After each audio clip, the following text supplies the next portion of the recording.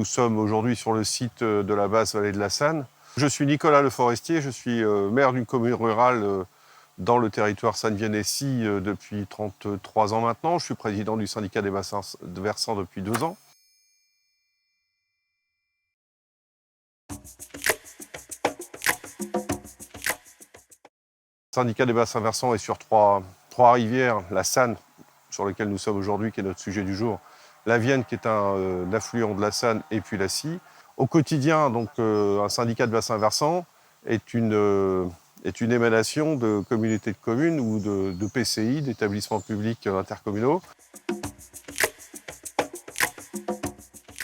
On va bénéficier de 4 millions de budget pour réaliser cette opération.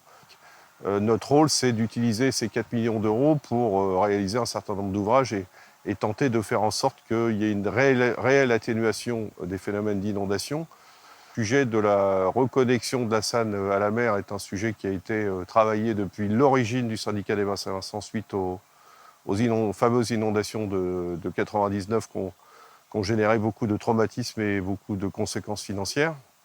Heureusement, sans victimes, mais on n'en était pas loin. Nous sommes, nous, en charge, syndicat des bassins versants, sur ce projet-là en particulier, de la partie, j'ai envie de dire, aménagement du fond de vallée, du dévoiement des réseaux d'eau, d'électricité et autres, et de la création d'un pont cadre qui permet de préserver pour l'instant l'accessibilité de Quiberville-sur-Mer à Sainte-Marguerite, l'accessibilité des deux rives.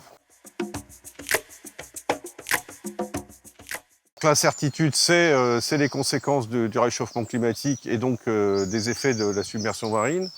Mais ça, c'est charge aux générations futures de reprendre la première étape aujourd'hui qui consiste à partir un peu en résilience et accepter que la mer rentre de nouveau dans cet estuaire d'une façon contrôlée. C'est une étape, ça n'est qu'une étape. Je pense que dans 30, 40, 50 ans, les générations qui nous suivront auront peut-être à reprendre nos travaux, à les remodeler dans le cadre d'une politique qui sera à mettre en place, d'une politique, je répète, de résilience et de retrait de traits de côte. Je sais simplement qu'on est très regardé parce que c'est pas un sujet qui concerne évidemment seulement la basse vallée de la Sanne. Il y en a d'autres sur le département, il y en a d'autres en Normandie. En clair, tout ce qui est du domaine des conséquences que je qualifierais désastreuses du réchauffement climatique concerne toutes les basses vallées. Donc on va nous observer et on va regarder, on va nous évaluer sur notre capacité à avoir répondu en partie à la problématique. Ce qui sera fait, ça sera une grande amélioration, et ce n'est pas fini.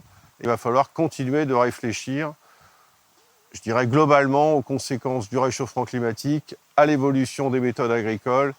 En clair, aujourd'hui, on va traiter une partie de la confrontation de l'eau douce avec l'eau de mer, lutter contre les inondations, mais pas lutter, je préfère dire atténuer.